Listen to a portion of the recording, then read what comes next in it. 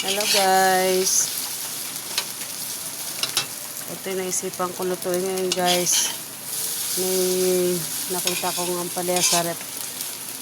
Isang piraso. Isang piraso lang guys kasi ako lang naman di kakain ito guys. Hindi makalabas kasi guys, nag-uulan. Sobrang putik sa labas namin. Buti may isa kakong gulay. At saka itlog. Ito na lang ulamin ko guys. Sa mga anak ko guys. Nag-iisip pa ako kung ano pa paulam ko sa kanila. Kasi sila kakain ito.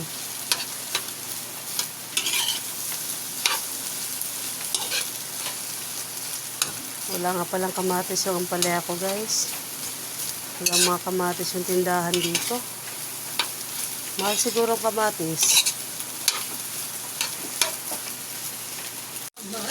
Ayan guys, ito na ang aking ampalaya. Okay na to. Ayoko na masyadong ito yung ampalaya.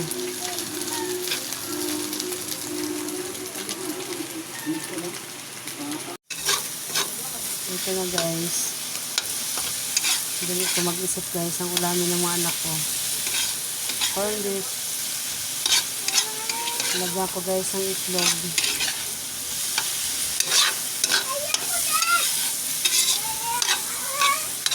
Ito na isa kong anak hotdog. Kaya lang kakahotdog lang nila kahapon. Maganda yun.